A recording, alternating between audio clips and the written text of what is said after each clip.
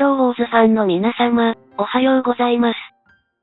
今回の動画では、ホルスを召喚する手順と、ホルスの装備品のレベルアップについて、お話をしようと思います。まず最初に、ホルスを召喚する手順について解説をします。今回のイベントでは、ホルスを召喚する手順は一つしか存在しません。例文の金庫室の画面にて、画面右端のペットの進化ボタンでしか、ホルスを召喚したり、ホルスの星のレベルアップができない仕組みになっています。なぜならば、例文の宝庫の中身に、ホルスのソウルストーンが含まれていないからです。そのため、ホルスのソウルストーンを入手するには、解放された魂コインを使って、ペットの進化ボタンを押すしか選択肢がないのです。さて、ここからがこの動画の本題というか、今回のホルス誕生イベントの得意な点の解説になります。まずは、ビスケットが2021年に誕生した際の遊戯画面をご覧になっていただきます。ビスケットの装備品のレベルアップに必要な石は2種類あり、それは、ドーンストーンとサンストーンです。ですので、ビスケット誕生イベントの期間中に受け取る資源を利用して、ビスケットの星をレベルアップしたり、ビスケットの装備品をレベルアップすることも可能でした。ところが、今回のホルス誕生イベントでは、例文の金庫室にて、ホルスの装備品をレベルアップするために必要な石が全く販売されていないのです。また、カーク信者さんも嘘が下手だなぁ、そんなはずないでしょう。こちらの画像は、例文の金庫室で取り扱っている商品の一覧画像で、こちらの画像は、ホルスの装備品をレベルアップするために必要な石を表示した資料になります。そして、今お見せした2種類の資料をひとまとめにすると、このようになるのです。さて、この資料をご覧になられて、視聴者様はどのように感じられたでしょうか？カーク信者はこの資料を作成した際、自分が何か勘違いをしているか、もしくは、誤った資料を作成してしまったのではないかと焦ってしまいました。しかし、何度資料を見直しても、この資料に誤りは一切ないのです。これってもしかして、運営さんがゲームユーザーに課金を促すために仕組んだ罠なんじゃね？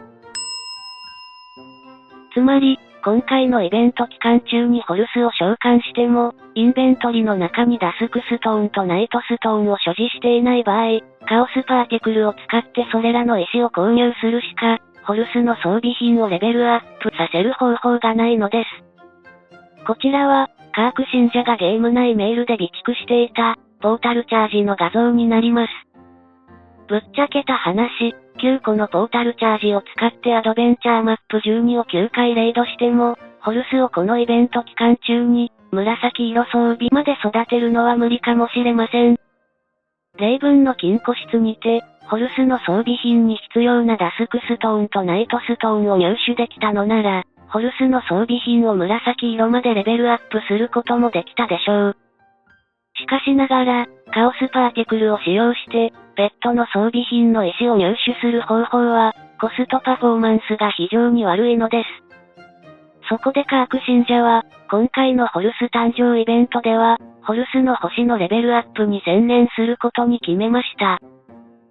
じゃあ、ホルスの装備品に必要なダスクストーンとナイトストーンをどうやって集めるの？次回開催されるペット系イベント、猛威を振るう嵐でそれら2種類の石を入手する計画なのです。こちらの資料は、猛威を振るう嵐ショップの店頭に並んでいる商品群になります。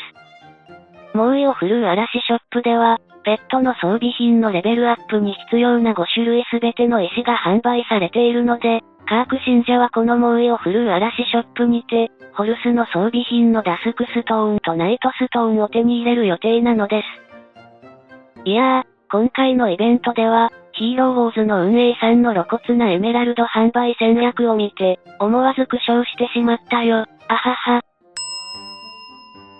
まあ、ヒーローウォーズは運営さんにとってビジネスで、我々にとってはゲームですから、このような仕組みにすることで、双方がウィンウィンの関係になるのでしょう。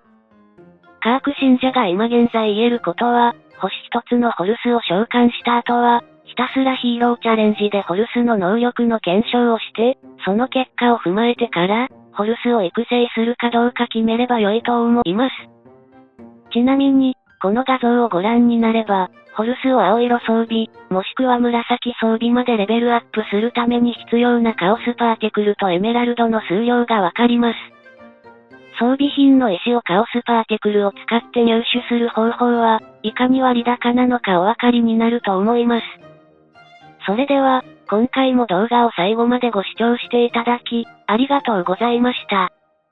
また次回の動画でお会いしましょう。